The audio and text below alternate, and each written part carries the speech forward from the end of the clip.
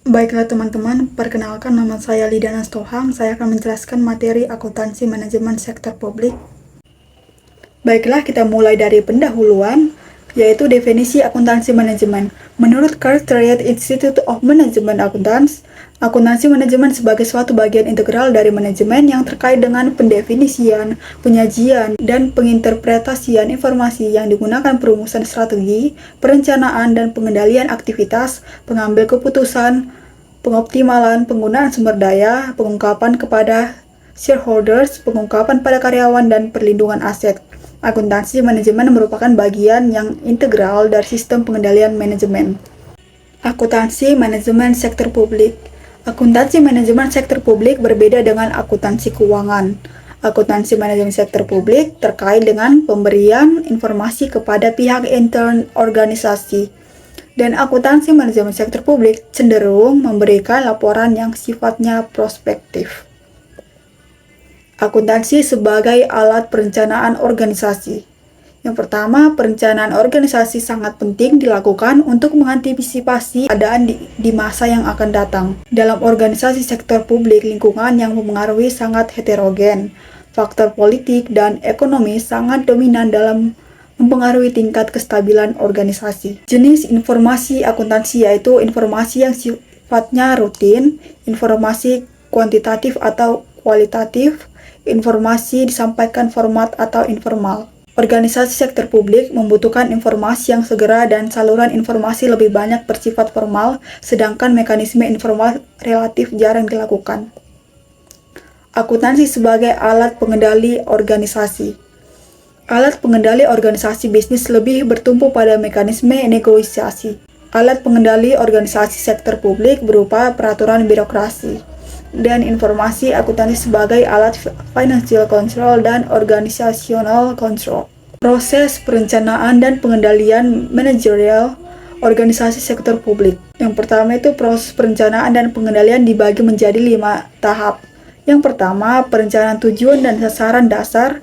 Yang kedua, perencanaan operasional. Yang ketiga, penganggaran. Yang keempat, pengendalian dan pengukuran.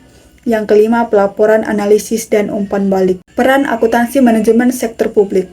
Peran akuntansi manajemen sektor publik meliputi yang pertama, perencanaan strategik. Yang kedua, pemberian informasi biaya. Yang ketiga, penganggaran. Yang keempat, penentuan biaya pelayanan dan penentuan tarif pelayanan. Yang kelima, penilaian kinerja.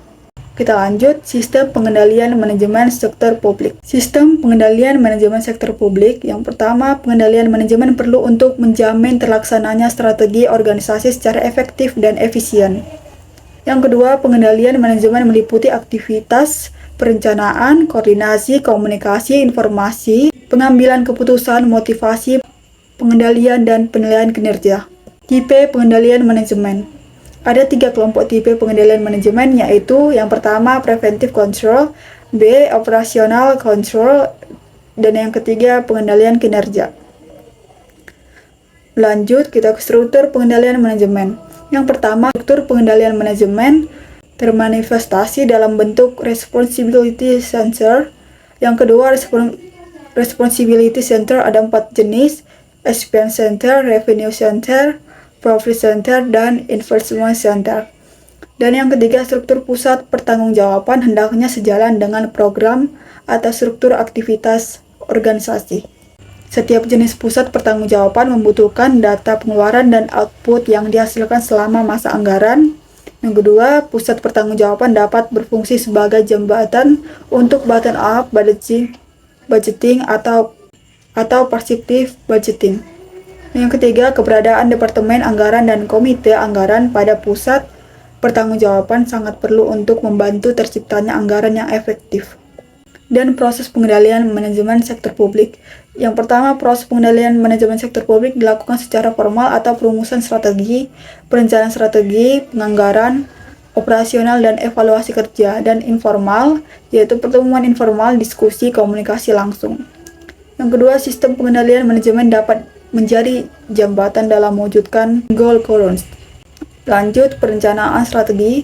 Yang pertama merupakan proses penentuan program-program aktivitas atau proyek yang akan dilaksanakan. oleh suatu organisasi dan penentuan jumlah alokasi sumber daya yang akan dibutuhkan. Lanjut, yaitu tujuan utama perencanaan strategi adalah untuk meningkatkan komunikasi antara manajer puncak dengan manajer bawahnya. Lanjut ke bagian penganggaran. Tahap penganggaran dalam proses pengendalian manajemen sektor publik merupakan tahap dominan, dan perbedaan proses penganggaran sektor publik dengan sektor swasta adalah pengaruh politik dalam proses penganggaran. Kita lanjut penilaian kinerja. Yang pertama, pengendalian manajemen melalui sistem penilaian kinerja dilakukan dengan cara menciptakan mekanisme reward dan punishment. Yang kedua, reward dapat berguna finansial dan non-finansial. Yang ketiga, orientasi penilaian kinerja lebih diarahkan pada pemberian penghargaan. Baiklah teman-teman, sekian hasil materi yang bisa saya presentasikan atau saya jelaskan, yaitu tentang akuntansi manajemen sektor publik. Saya Lina Stohang mengucapkan terima kasih.